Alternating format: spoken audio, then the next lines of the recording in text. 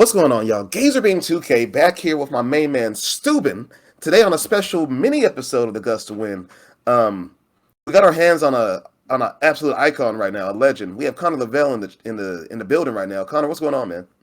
It's going great. How about you guys? Doing all right, Steuben.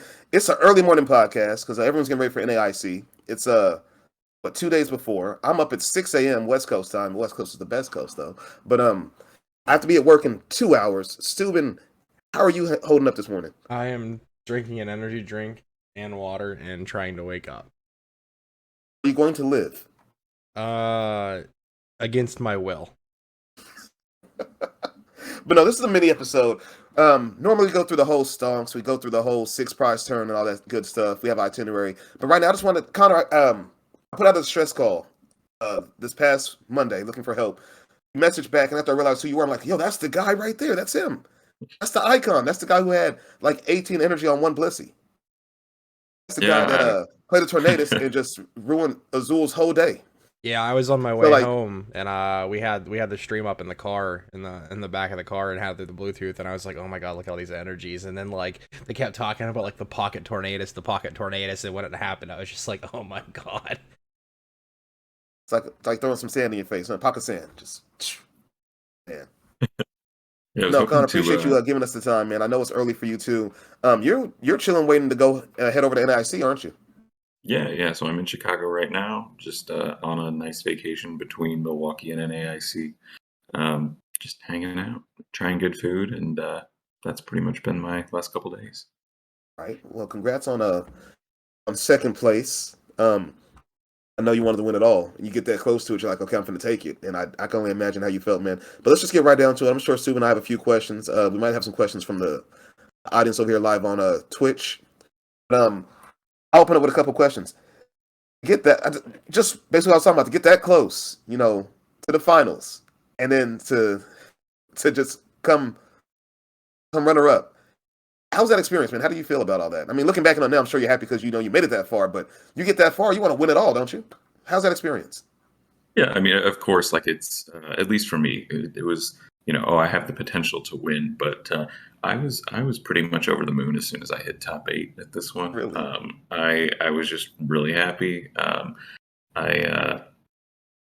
I had been, this is the third regional I've been to this season, and I was really hoping to come back with a bang, and my first 2 didn't go so well. So for me to be able to come into this one and do so well was really nice. I spent a ton of time with the deck. I really enjoyed it. So to be able to do so well with the deck that I had spent so much time with was a really great experience. So yeah, as soon as I hit top 8, I'm like, every win after this is gravy. Like if I win the event, fantastic. Of course, I didn't like start throwing games or anything like that. But yeah, in the finals, so I am experienced at almost winning regionals. I have gotten second at 2 of them now and top 4 at 2 more. So the experience of losing in the finals, I guess, wasn't quite as harsh as it might have been if I hadn't done that already. How long have you been playing for overall? So my first competitive season was 2010. I would say I wasn't very good until 2012 or so. Okay. You say you took a second place in another regional and top 4 in another one. What years were those? Do you remember off the top of your head or what? Yeah, so it was, I got second place at Kansas City Regionals in 2014. I got top 4 at Collinsville Regionals in 2016 and at St. Louis Regionals in 2012. And then I'm also very skilled at losing win-ins at large events. That was me this weekend. Stephen. I have lost winning into top 8 at least 1 regional and 2 internets. So I'm very good at it. Yeah, I lost my winning in the day too, and I'm still kind of sad. Stephen made the incorrect choice of playing Darkrai for some reason. No, it was not incorrect. It was not incorrect at all. I lost because I threw one away with a blind research. I had to. I enjoy some Darkrai. I think it's a fun deck. Yeah, I think it's super solid. I might play it again this coming week, just because I played it all weekend and I don't have time for much playtesting other than that. Can I interest you guys in Eternatus? No. I was looking at that God. before Milwaukee. I actually thought it could be really good, but the Palkia matchup was just so sketchy. I just can't. I could not. The way that my testing group found to potentially, and this might be a leak, but nobody is actually going to play it, so whatever. The way that my testing group found to potentially make the Palkia matchup playable was to run like 2+ Cheryl and Path to the Peak, so that you could go wide and then you could bring your own bench down. You need to, and then heal it off. I don't think anybody actually ended up testing it though, because that's pretty clever. We did not have faith in it. What I did, I've just been trying online with it, but what I would do in that matchup is I don't fully bench, and I go with I run a Hisuian Samurott. There's the bonus damage on me right there. One shot of Palkia. They hit me. Since I don't fully bench, they can't one-shot me. And then I fully bench after that, take them down. And if they take me out, fine. But now it's 4 prizes to 3. Yeah, I could see that being a really good strategy, actually. We did not have Samurott in the build. I think we were... You hear that, Steuben? You see? I'm smart. I think we were playing Darkrai V-Star to use the V-Star power. If we were playing a V-Star at all, it's been a little while now. But, I do like the Samurott V-Star power. It might be enough to take the deck up and carry. Because I know that the Arceus matchup feels pretty good, having been on the Arceus side. Definitely not my favorite matchup to play. The Blissey matchup, because now you actually have to think about that, right? The Blissey matchup seems a little weird. I haven't ever hit that one from the Blissey side, so I can't say that I know exactly how I'd play it, but a couple of Miltanks seem like they could be a little rough. But okay, you're right about Miltank. Yeah. It seems like it has a lot of potential as a deck. Yeah, you're right about Miltank. But speaking of the Blissey matchup, you're making Blissey a thing now. I've seen it all over the ladder now. I see a lot more Miltanks popping up too. But I mean, your deck didn't even focus heavily on Miltank. You only have one Miltank in your deck. What's the choice about that? Yeah. So I always liked to say to people, I think I said this on stream too. At the end of the day, it's not a Miltank deck. It's a Blissey deck. Like the card that you've centered your strategy around is Blissey. The card that you're going to use in almost all situations is Blissey. You lead pretty much every single game with it, because anytime your strategy ends up being to go back into Miltank and just tank up, your opponent still has to take 6 prizes to win the game. So why not make them do it? Why not give yourself better opportunities to make aggressive plays and take wins off of aggroing down, getting a huge Blissey before your opponent can really respond to it? Why limit yourself in that way when you're ultimately just going to go back into that Miltank in those matchups where the Miltank is the correct play, and kind of only give yourself 2 prizes worth of room instead of 6. Yeah, that makes a lot of sense, because like if they take out 2 single prizes, that's 1 less Blissey they have to go through to win the game. True. So very good point. Very good point. I get it now. Yeah, when I was looking at the list at first, I was like, only 1 Miltank. See, I at least have 2, but what you're saying makes a lot of sense. So yeah, good point. Yeah, I like the 1 Miltank just because most decks that struggle to deal with it will struggle to deal with 1. But the difference between 1 and 2 is not very big, and every single space that you can get in the deck is a really huge potential card that you can put in. It could be another Chance Care, another Draw Supporter, a 16th Energy. All of these cards seem kind of small, but they can have a big effect on your game. I can dig it.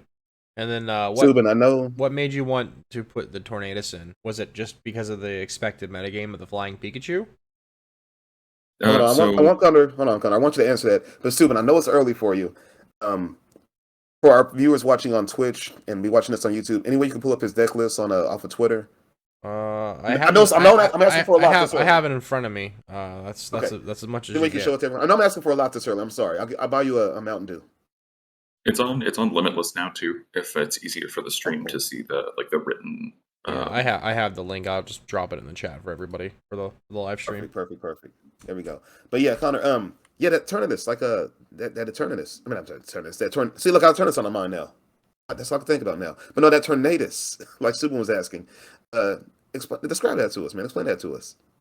Yeah, so I can't take credit for it. I saw it on my Facebook feed. Um, Somebody had gone to a 1K with Blissey, and they had played the Tornadus in the deck, and I was trying to come up with ways to deal with Ice Q, which was a little bit more popular of a tech at the time, Mm-hmm. and then also Obstagoon and Flying Pikachu, it kind of in the same stroke. Yeah. Um, the Yeah, so I saw that that person was playing Tornadus. They have messaged me since. I don't have their name in front of me. I might be able to get it in front of me, um, just because I wasn't able to credit them on stream very well. I believe their name was Ben Hosford. So There we go. Well, shout out to Ben for that spicy Yeah, Tornadus it tradition. really Yeah. it really made a difference in those streamed games that I saw. So Yes. Yeah, so I saw the Tornadus. I took it into the list that I was already playing. My list was pretty different from Ben's overall list, but that Tornadus tech I really liked, because not only was it useful in those situations to get around Ice Cube where you might otherwise lose the game just immediately, but it also is very good in the mirror. It's very good against Miltank. yeah, I'd be able to force them, and then you can just play a boss and target down whenever you want to get the KO. It's honestly such a solid strategy. Yeah, yeah. In the mirror, it's actually really good as an attacker. Strangely enough. Yeah. 100 damage, right? Yeah. 3 colorless for 100, so you can two-shot a Miltank, even with a cape. These sound like some GLC numbers right here. If they don't have a cape, then you can actually one-shot them as long as your powerful buffs outweigh the double turbo negative, or if you just don't have a double turbo negative attached. True. I was playing on stream earlier this morning, and you popped in, and you seen the weird matchup I had where the person was playing just stupid. You missed it. They were playing a complete just counter deck. They had Moltres, both Galarian Moltreses, the V and the baby one. They had Ice Cube. They had Miltank. They had the Drizzile engine. What else was in that deck? They had a Galarian Zapdos V. Just whatever. Just for everything. And it was so weird. I had to wait to Tornadus and use the scoop up net and boss around it, and it was such a weird matchup, man. So that Tornadus definitely made a difference. You're exactly right, Connor. So shout out to Ben. You said right who had the original list, and you took it and you added a couple things to it, or you added it into your deck. I mean, but yeah. I basically took the Tornadus and put it into the existing list that I already had. Added it to your list, and shout out to Ben for that, and shout out to you for that innovation, man. What made you choose Blissey from Milwaukee anyway? What was that about? So I felt like for starters, I was just trying out a wide range of decks.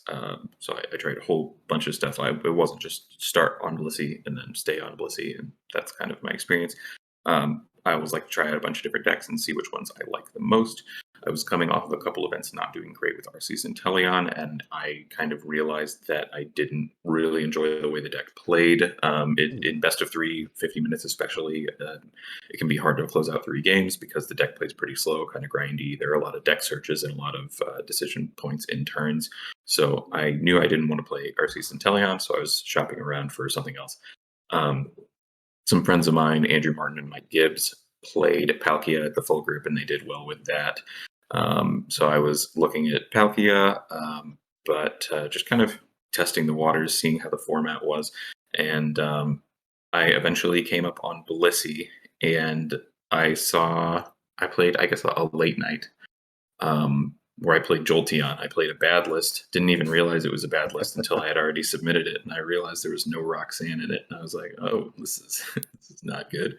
But I did manage to make day 2 with the bad Jolteon list, and in that event, there was Shintaro Ito playing a Blissey list that was very different. It didn't play hammers, it played 1 Miltank. It didn't have a lot of I call them bloat cards, the trekking shoes, Pokegears, all those cards that don't really do anything on their own. They just get you to your other cards. So it didn't have any of those cards. So I took that list and I tried it out, and I really liked it. So I played a whole bunch of games I think I played about 50 games in 3 or 4 days. And then I had another friend who was playing it a little bit as well. and I kind of talked with him about what we were feeling, and we made some cuts on Shintaro's list. We saw a couple of new lists come in that played different supporter lineups that I really liked. The draw lineup in Shintaro's list was not quite what I was looking for. Like, you had a lot of turns where you started Roxanne, and that doesn't really do anything until halfway through the game. So, oh yeah, I'm actually getting feedback on my end. Did I? Oh, I must have unmuted Twitch. But yeah, so I had turns where I would open Roxanne, and the hand didn't really go where I wanted it to go, and so I cut down that. I cut down Sharon's Care to 1, brought in a couple of Zinnia's Resolve, which I saw doing really well, and I liked what that did because the format plays with very large benches in general right now, so you get a lot of good value out of that. You can discard energy with it. And just piece by piece, the list kind of started to go from where it was and all the inspiration that went into it as far as successful lists elsewhere to where it ended up. And I do feel like where it ended up is just about as good as the deck can get within maybe like 2 cards. I still don't like the hammer builds. I don't like Pokegear. I don't like Tracking Shoes in the deck. Hammers are not good against enough of the format right now. In general, the format is really resilient to hammers, so you don't usually get a ton of value out of that. Yeah. The decks that are vulnerable to hammers are also vulnerable to Evil so you can kind of get in there with Evil in those situations, like Mew. And then the Trekking Shoes and the Pokegear, I would just rather not play shoes at all, because I don't feel like they do enough for you in the deck. You don't need to turbo. You just need to get a few cards. You want your Blissey, you want your Greninja, and you want to start discarding energy. So Trekking Shoes can do that if you get lucky, but it doesn't really help you get there. So I'd rather play more Basic Search. I think the deck does play a pretty high count of Basic Search at 7. Which I actually credit a lot for my performance over the weekend. I've seen a lot of people since cutting the Basic Search down. I think that's okay. I think it's a potential avenue you could explore to get another space. Definitely wouldn't go any lower than 6, but the 7 Basic Search definitely kept the deck super consistent. I only had 1 dead draw game the entire event. So that also came together really nicely. But yeah, with Pokegear, I'd just rather play more supporters because you really can use almost all of them in a game. Yeah. Yeah, it does feel like sometimes with Pokegear, you're just doing it to thin out your deck most of the time, and like it's just like a wasted space.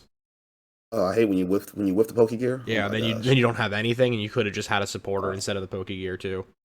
Mm-hmm. I can see cutting down the Roxanne. That makes sense. But the Sharon's Care, you went from 2 to 1.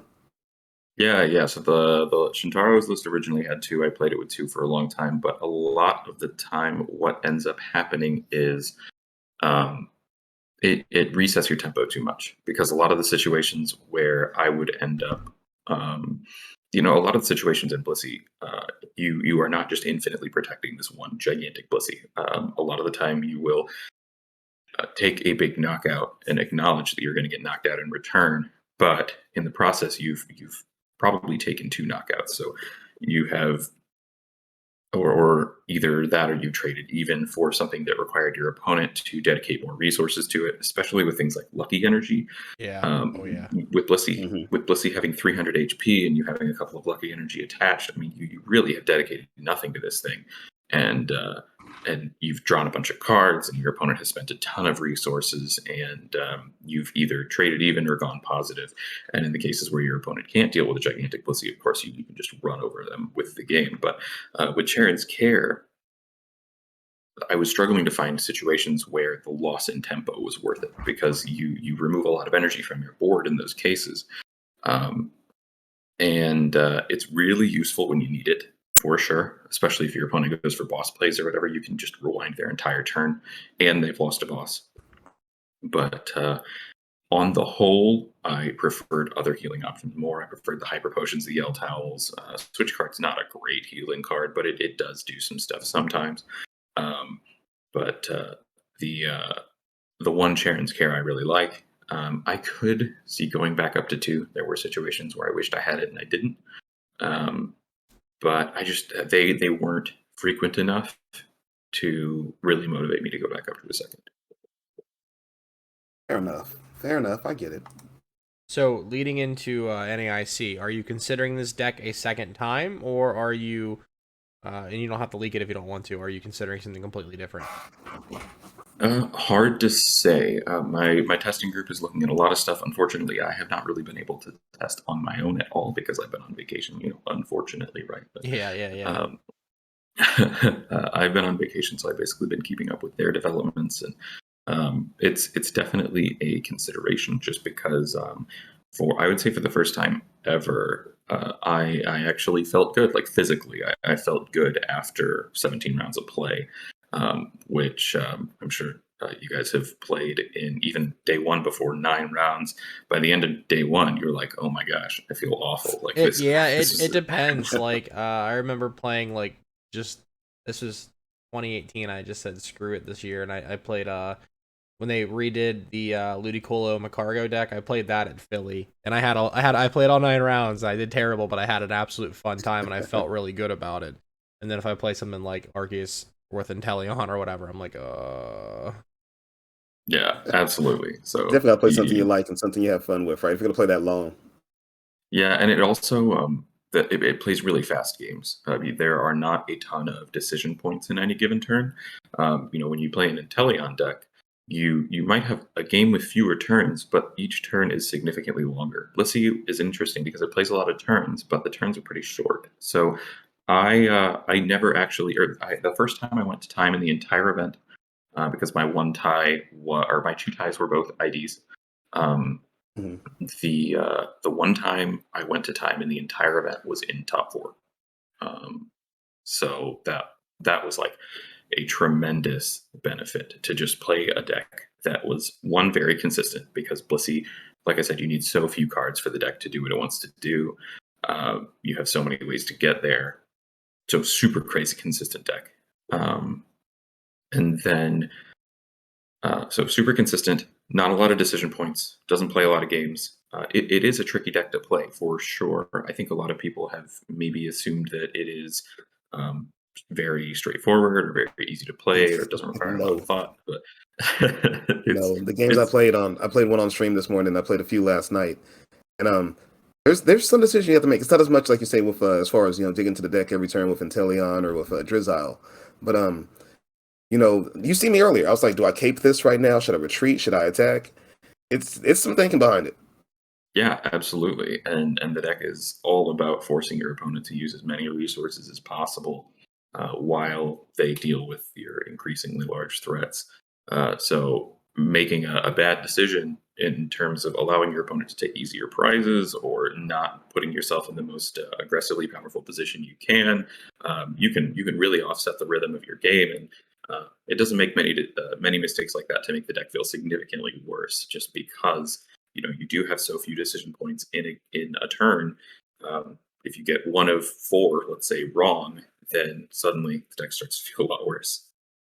That's why I was surprised when you said you only went to time once. It seems just based off your HP alone and just the fact you have to ramp up your attack, little by little. It seems like it would take a while, but your turns weren't long, huh? There's a lot of turns, just not long turns. Is that right? Exactly. Yeah. So the average Inteleon turns 1 through 3 take probably the amount of time that Blissey's first 10 turns take. So it's and Mew as well. Both sets are equally. Yeah, there's just so much sequencing and searching that you really just have to take so much time to do it. Yeah, and one other thing too that's kind of overlooked is with Blissey, at least the way that my list is built, you have so few cards you actually need to check in your prizes because you play fake counts of everything, and nothing is really critical to your ability to play the game aside from a handful of cards. So you can check all your prizes in like a minute, the ones that you care about.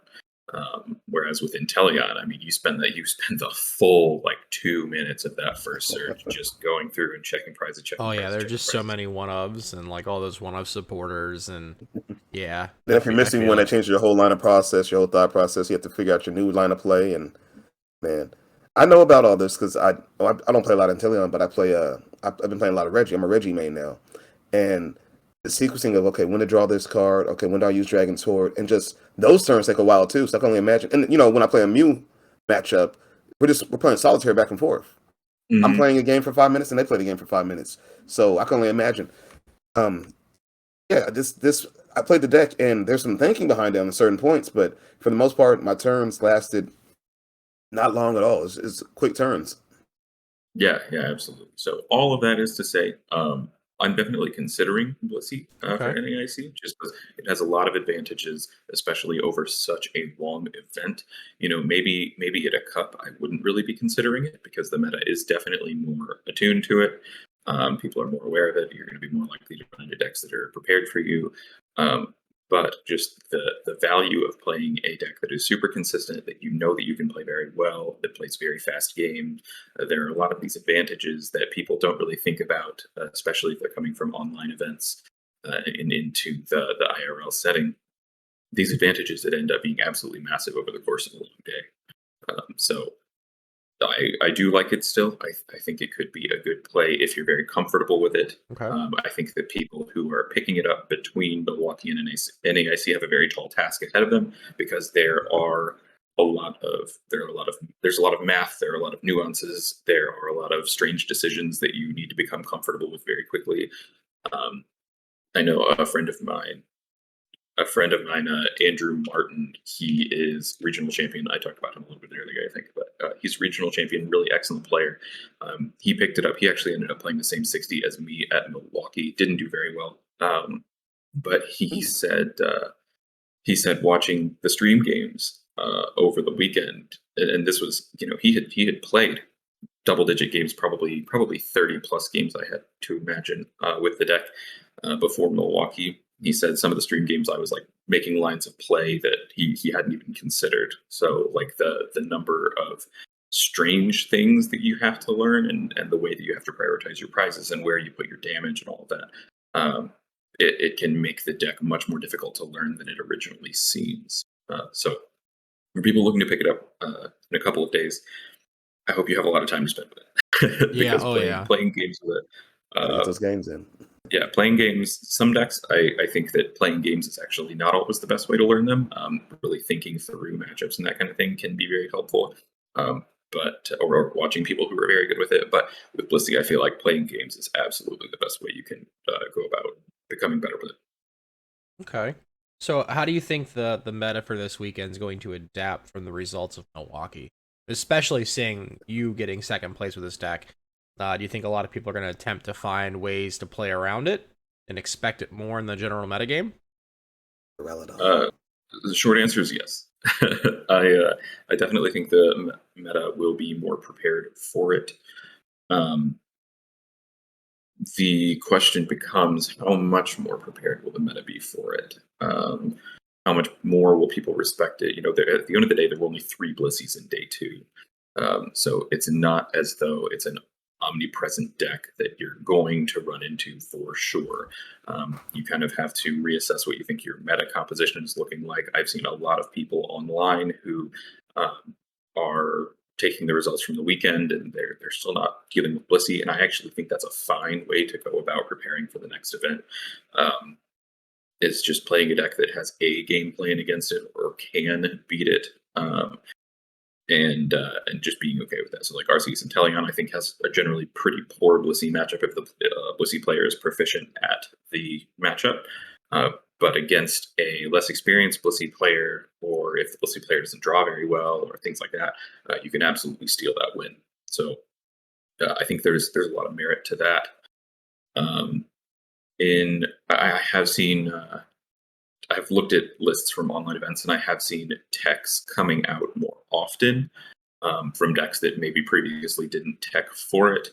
But I have also seen Blissey continue to succeed in those online events. So I don't think the couple of cards will completely swing the matchup in almost any case. You'll certainly gain some percentage points, absolutely, but especially as the Blissey player improves in quality, the likelihood that a single tech or two is going to win the matchup for you becomes lower. Okay, I get it. It makes a lot of sense to see that, like, yeah, it's like there wasn't a lot of it, so people won't give it as much respect as it technically could get.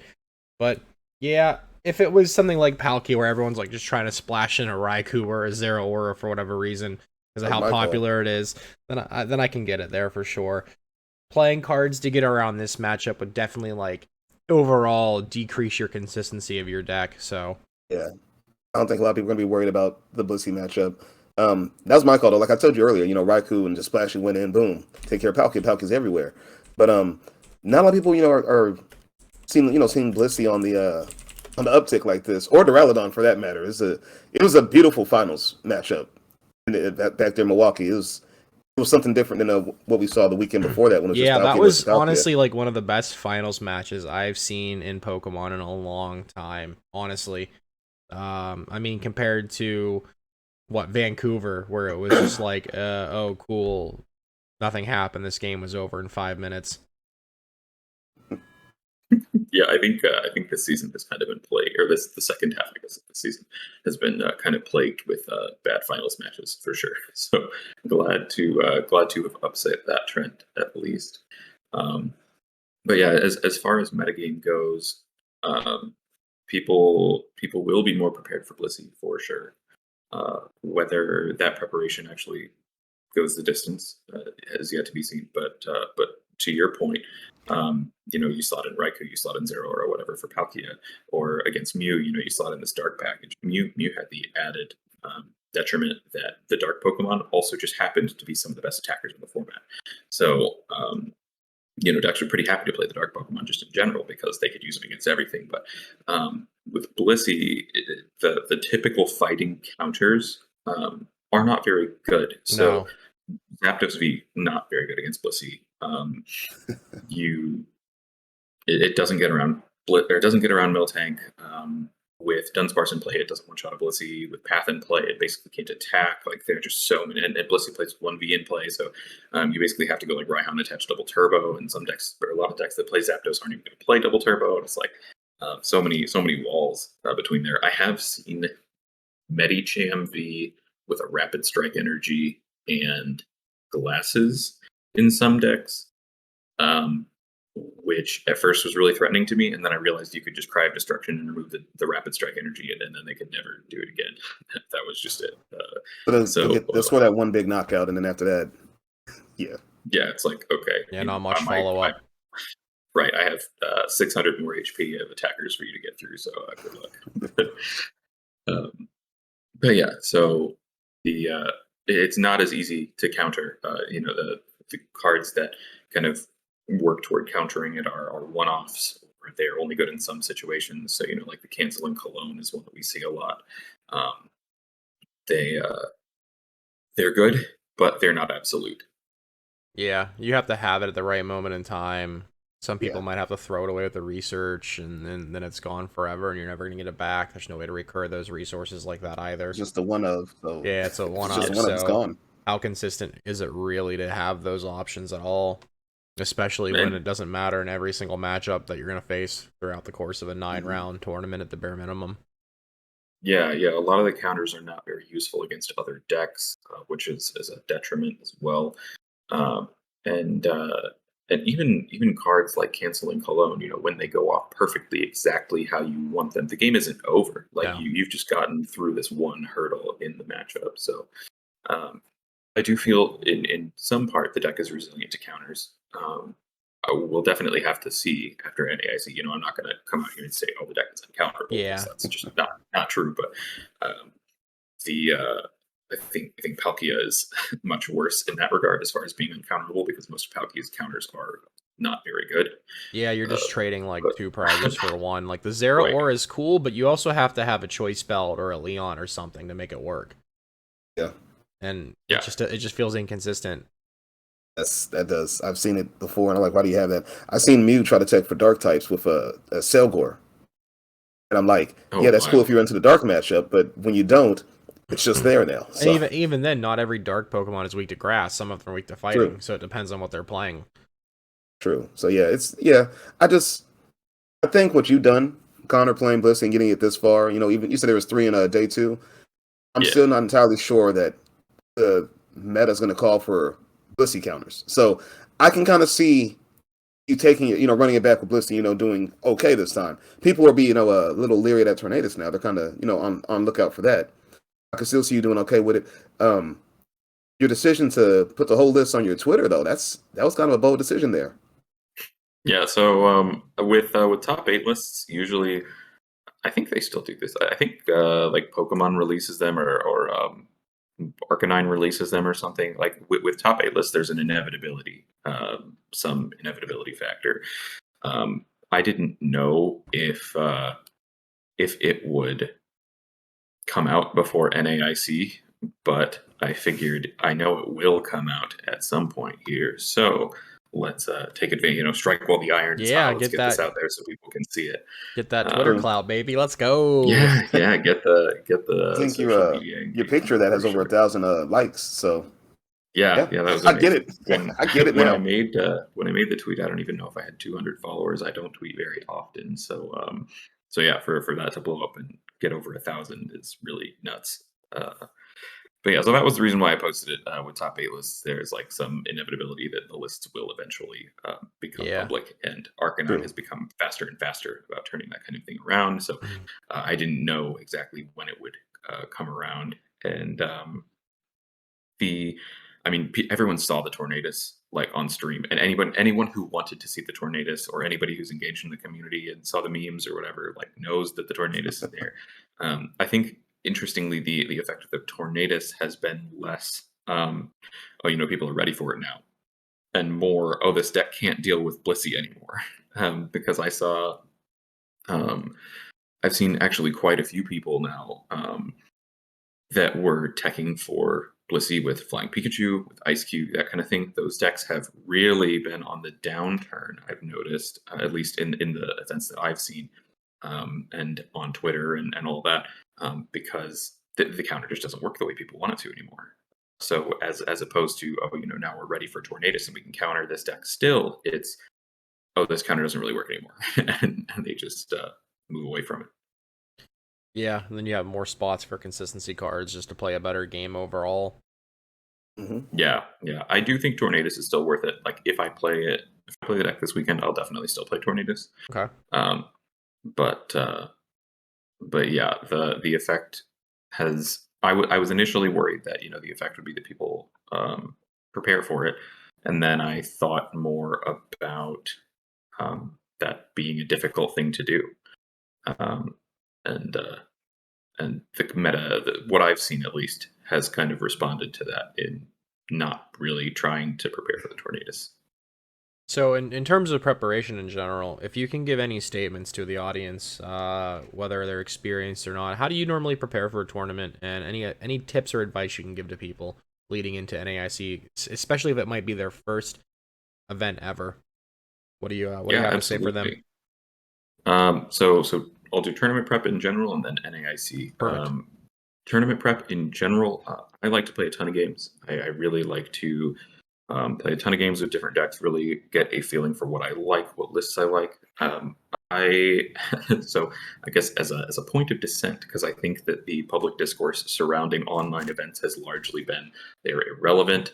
I think especially Milwaukee has kind of been a stark contrast to that, where the online events prior to that had a lot of value in informing you about the potential metagame going into Milwaukee. So I really like looking at the results of online events, especially large ones. Like I don't look at, like the 30 person events or anything like that. But weekly pizza tournament 1733 or whatever. Anything that breaks like 60, I'll take a look at, and especially like the ones that have multiple hundreds. So like the late night that happened after the most recent Australian regionals was like 2 or 3 times the size, or there was a late night that happened maybe before the larger Australian regionals recently. I think it was Melbourne. That was like 2 or 3 times the size of the most recent Australian regional. And obviously you don't have the player quality in that online event that you might at that Australian regional. Like the Australian community is very good overall.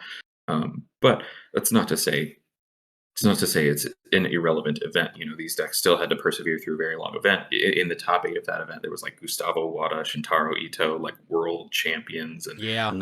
so I think to say that those events are completely irrelevant, even if those players aren't necessarily playing the decks that they are planning to play for a major event, there's value to see how they do, because those players aren't going into the event like, oh yeah, let's lose to throw people off. Like they even if they're playing a deck that they don't plan to play for an event, it can give you a lot of information about that deck and about how it might play. So yeah, I like to look at online events, especially at the lists that are successful. Ultimately, by looking at the lists that are successful, you are tapping into hundreds and hundreds of people worth of knowledge, as opposed to all the information you can gather yourself in that time.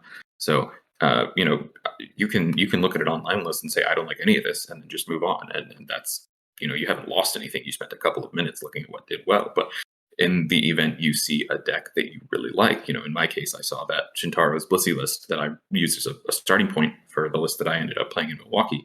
That completely changed my event. Like I probably wouldn't have even played the deck if I hadn't seen that list. So there's a lot of value in that. So learning, being informed, that's very good.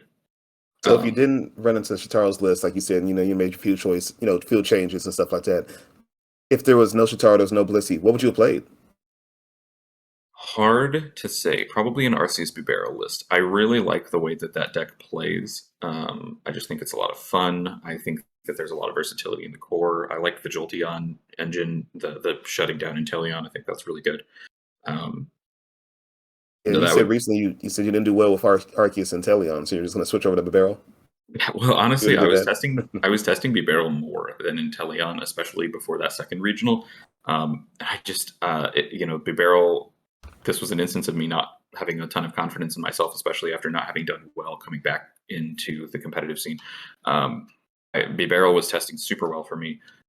However, it wasn't putting up super good tournament results. So I was thinking, maybe there is really merit to this not being amazing. Maybe my testing results are skewed. And so I ended up going back to the Inteleon list. But I think in retrospect, I absolutely should have played the Bibarel. And the next couple of regionals after that, the Bibarel version was just tearing it up. It was doing super well. So, I would say that kind of leads into another thing. It is important to both trust and have a healthy level of skepticism for your own results. So trust your own results. If you play a deck, you feel really good about all your matchups, trust that.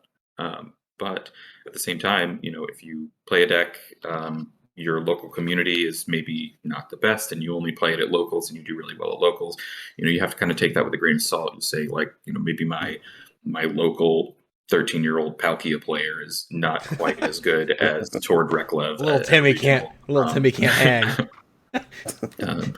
And that's not to discredit anyone, based on their local community or our age or anything like that. But that's kind of the example that you'll see is people going to a local doing really well at their locals and thinking that they're on top of the world. They have the deck, and then in actuality, that might not be the case. So, I think it's both important to trust yourself and have a healthy level of skepticism about your own results and kind of factor that all in. So two things I'm taking from this is this past Friday, I almost got bodied by an 8-year-old, and he's playing some Darkrai. So I respect the 8-year-old more than I respect Darkrai Stupid. I'm sorry, I just don't respect it. But I respect the 8-year-old a lot more. But I had to get a top deck, and I barely beat him. So I understand that part. Because not every 8-year-old you run to in your local is gonna be as good as the kid I played. The kid to the top 8 at Utah in Salt Lake. So, very nice. Wow. Yeah, so you're not gonna run into the 8-year-olds that good at that type of caliber all the time. So you're right. And also, what I'm hearing from this is I should not play my Lilligant deck at any regionals. Is that what you're saying? I mean, if you are really confident in your Lilligant deck, if you tested thoroughly in your testing group and even online events, I think a large online event can be a good testing stage, and your Lilligant deck is just tearing it up, then do it. Because let's go. Just because a deck seems weird, a tremendous percentage of my tournament success has come from playing decks that weren't necessarily like super strange, but weren't necessarily things that people were respecting or people were considering. Just because you have a deck that is a little bit out there does not mean that it is bad. It just means you have to put in more time with it. And you have to be even more diligent with your preparation. Oh, I know about that. I used to play a lot of Gengar Mimikyu. I talk about this every week. I knew that deck left, right, up, down, backwards, forwards. So I knew all my matchups. I knew my outs, what to do. It wasn't the best deck, but I knew it so well that I made it look pretty decent. I miss those times. I honestly thought you were getting ready to like do the Konami code there for a second. Back, left, up, down, up, right. Oh my God. But no, Stupid man, I gotta go to work pretty soon. All right, this is one of those early podcasts. So yes. Are we doing some questions from the? Yes, but before we get into it, we've had emergency announcement, news drop, and I just want to say every week we've talked about rotation and win and who's right. We'll actually find out who's been right the entire time. It was just announced on Pokemon.com while we were recording this live that rotation is happening in early 2023 to D on. Oh, that's a huge announcement. So who was right, Gazer? Subin, you called it, but remember, like a month ago, I said the Duraludon was going to be pretty good. Remember that? Yeah, well, I mean, I've been saying rotation for a while. So yeah, they came out and said for the last few years, the standard format has rotation usually in August or September. However, the next one will not occur until early 2023. That means that cards with the deregulation mark can be used at the 2022 World Championships. The new expansion legal for play for this event will also be the Pokemon Go expansion. The exact date for the next rotation will be announced later. So it'll be D will be removed from the blocks. Will be going E onwards. And then also for Worlds, they've made it so Special Delivery Pikachu and Bidoof aren't legal for play. Lance's Charizard V, Dark Sylveon V, Pikachu on the ball, Eevee on the ball, Grookey on the ball, Scorbunny on the ball, and Sobble on the ball aren't legal for Worlds either. So I can't. Oh man. Yeah, you can't play all the on the ball Pokemon that you don't even have anyways, because they're European exclusive promo cards. But rotation not being until 2023. I mean, I'm actually kind of excited for it. We've had a lot of new players locally that have been buying into the game, and honestly, I'd feel crushed for them if they just had to lose half their stuff they've bought. Yeah, you said why would they release V battle decks with cards from Sword and Shield in it with the whole Drizzile engine in it? Mm-hmm. You called it, and I said, hey, they did something similar with the when they had the the ADP Zacian deck. A lot of those cards rotated out, and they released it anyway. I said, so it's kind of in the same vein, but you called it, Stu. Yeah. I called Duraludon, but you called this. You're right. Connor, any thoughts on the rotation? Yeah, absolutely. So one, I'm actually really happy about the news. I have been joking with friends of mine that the format right now has been is amazing. Honestly, I think this whole year worth of formats has been pretty amazing. Fusion Strike was a little bit of a dark time, but but after rotation, it was going to be terrible. Like we were going to lose so much of our good search. We were going to lose so much consistency out of the format. A couple of the top decks were going to remain almost entirely untouched, like Mew. So we were saying, it's really good right now, and everyone's having a really good time. But after rotation, it's going to be rough. So for them to essentially give that buffer between now and the beginning of 2023 to print more cards and increase the longevity. I think this also aligns us with Japan's rotation schedule, not necessarily with exactly what sets we have legal, but with the timing of that rotation. Yeah, the timing will be very similar. We'll just be behind by a half set or a whole set, depending on how their releases line up, or if that changes with us for Scarlet and Violet in the future. There's still no announcement for that. We really don't even know much about Lost Origin yet. Half of those cards aren't even out in Japan yet, and that got pushed back until the end of August to early September for release for that. So that's a little bit different too. Yeah, definitely. So I think this is great news. I'm really happy to hear it. I know some people are a little bit tired of the Inteleon engine. I'm a little bit tired of it, but I also would rather decks be consistent and there be a lot of variety in the format as opposed to a couple of decks essentially escaping the rotation unscathed. I think when rotation hit, it's going to be a lot of Mews, a lot more Mew, because Mew doesn't lose much from rotation. So we see it would have been just like that weird format, not weird, that bad format that's so oppressive where it's just Mew everywhere, just Mew. Right before Brilliant Stars, it would have been a lot more of that, I think. So yeah, just like how Japan right before they had that Vikavolt deck that we never got to play. That was tearing it up in their format, and we never had it because it wasn't legal because of the way the rotation broke down. So we lost the charger bug that went with it. Yeah. So definitely cool to see. That we'll be closer and closer to parity someday. Maybe we can get there. Who knows? But we'll always be a couple sets behind, won't we? Yeah, 1.5 to 2 on average seems to be the going right now. So, All right, you ready for some Q&A from the chat? Yeah, absolutely. Some of these get wild, some of these get weird. Take them with a grain of salt. All right. We kind of covered Peter's question a little bit, so thanks, Peter, for the link and keeping us up to date. Thank you, Peter. MWCDC wants to know, where do you stand with sandals and socks? I don't really wear sandals at all. I think people should be more accepting of alternative fashion choices. There we go. All right, here's a more serious question. This one's from Little Frizz. Top 3 strongest decks for NAIC. Top 3 strongest. So I think Palkia actually emerges in an incredible spot from Milwaukee, because there was a lot of variety in the top lists from that event. So there are a lot of directions that can go. It clearly has an incredible potential.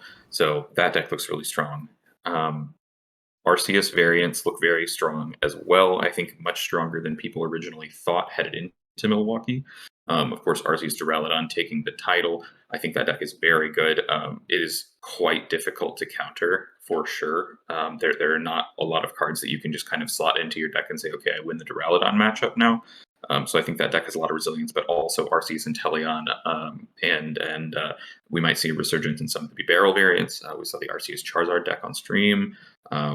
So I think there's a lot of life with Arceus.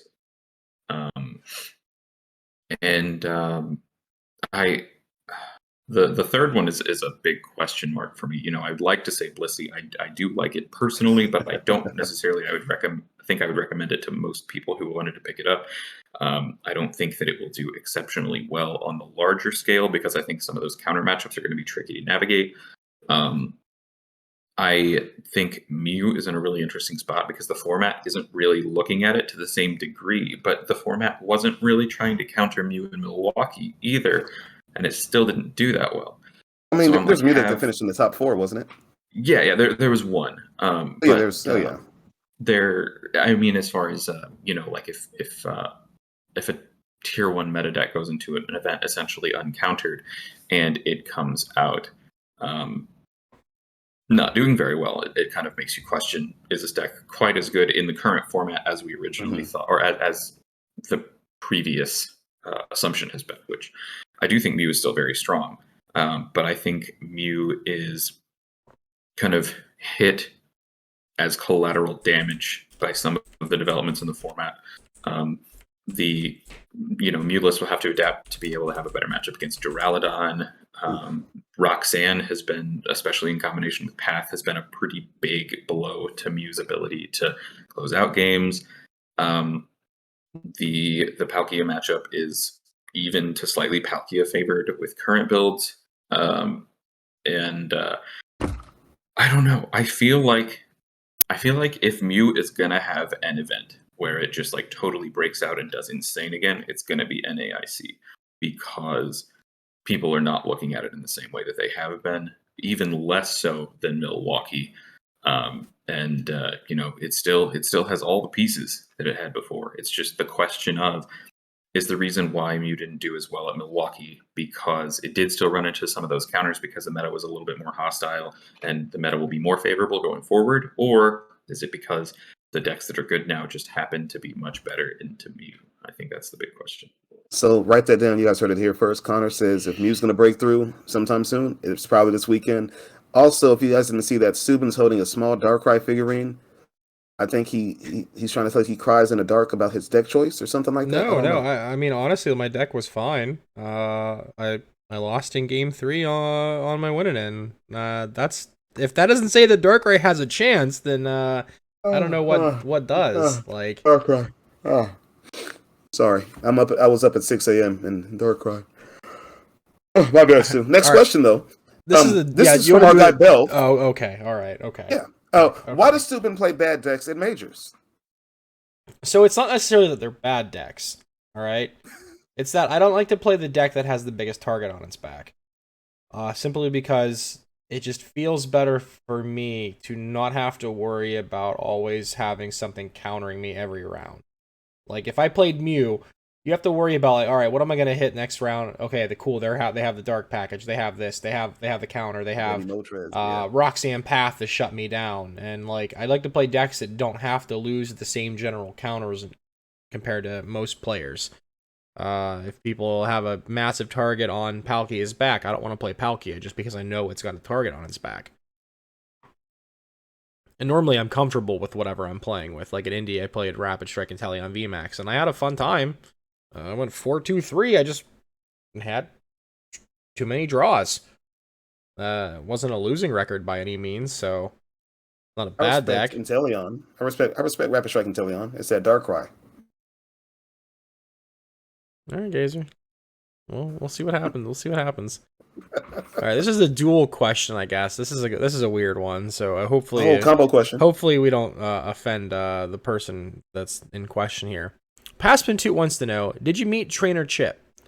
And what did he smell like? And then MWDC asks: who smells better, Doritos or Trainer Chip? So I did meet Trainer Chip. I've met Chip in the past as well. I don't know. I really like him. He's a super nice guy. He's really good at what he does. Agreed. I have never noticed any particular smell coming off of him. So I'm going to say Fritos or Lay's, nothing like that. I'm going to say he probably smells good. Just given my experiences with him in the past, can't say I've ever noticed. I assume he has like a cologne Dorito or something on. Yeah. That'd be hilarious Chip, to have like a Dorito cologne. No, but Chip is a super nice guy, and he does not smell like Doritos. So listeners out there, you heard it here first. Trainer Chip is not an actual chip. He does not smell of any type of chip flavoring or anything like that. He's a nice guy as well. You heard it here from Connor LaVelle, runner-up at Milwaukee Regional 2022. So we have no more other questions. There were ones that were a little bit more ridiculous. I guess the morning time. I love the ridiculous questions. Those are hilarious. The morning time really kind of like brought everybody's weirdness out. But again, thanks for joining us. If we answered those questions, I would have been late for work. Those questions are worth it. Sometimes. I could probably field one more ridiculous question, and then I unfortunately have a call that I need to hop off for as well. But yeah, thank you for joining us on short notice and be willing to just come on. And we actually haven't done two pods in a week, so you've popped that pod double cherry. Wait a minute. The pod cherry? We're getting weird now. Wait a minute. But honestly, it was an honor to talk to you and pick your brain about the deck and general stuff leading into the weekend. I hope you have a good time in NAIC. I will be there. I'll come up and we'll chit chat a little bit. Yeah, for sure. Look forward to seeing you guys. And hopefully, I don't know. I'll be looking forward to the next episode. Right on. Yeah, Connor, thank you so much for hopping on and trying to save the day earlier this week, and then actually coming through and giving us a second pod, man. Something for the listeners to listen to. They can get we got a chance to pick your brain, and that deck was so interesting. Everyone's interested about that deck, so I'm happy you got to share with us, man. Pop our cherry, apparently. Glad to hop on and be able to talk about it. Yep. I'll put this out as soon as possible later today for everybody who's traveling. Pleasure listening, all that kind of nonsense. YouTube probably tomorrow. I'll have the video good to go. But Anchor, Apple Podcasts, Google Podcasts, Spotify. Don't forget to leave us a review. If you leave a 5-star review, we love you forever. You said that? I didn't tell them to leave a 5-star review. I said if you leave a 5-star. Right. If. But yeah, that'll do it for this week's second episode of Gust of Wind. Gazer, take it away. Go take a nap, man. Connor, take care of that phone call. Subin, get a nap. I gotta go to work. Oh gosh. Well, good luck at work. Appreciate it. Hey, yeah, that's it. It's Augusta wins. It's a wrap. Second episode. What are we calling this? 0.5? No, we'll call it 13. Episode 13, not 12.5? No, okay. No, Episode we'll just 13. go straight to 13. Lucky number 13. Wait, lucky. All right. Hey, we are out of here. Thank you guys so much for listening and tuning in. Connor, any last words? Any links you want to drop? Anything like any that? shout outs you want to give? Where can people find you? Yeah, absolutely. So, gonna go through real quick. Shout out, of course, to Yeti Gaming, my local community, one of the best Pokemon stores in the country. Shout out to my testing group, Biojama Testing Group. They've been really great. Always there, grinding games, even in this week between Milwaukee and NAIC. Shout out to the Cube Discord. I actually run a Discord server for Pokemon Cube. I think we're the only one that is strictly dedicated to Pokemon Cube. We run events all the time, so definitely hop in that. You can find the link on my Twitter. That's super fun. We're actually running an IRL Cube League Saturday of NAIC. We're going to try and time it after Day 2 Swiss ends. So unfortunately, if you make top 8, you will not be able to play. But I think you'll have different priorities at that point. Yeah. They won't mind. And I think that's about it. Awesome sauce. All right, let's get on out of here. Thanks again for joining us. Everybody, please enjoy this extra episode of the Gusto One podcast. And we'll see you guys next week with normal stuff. Peace. Later. Appreciate you guys.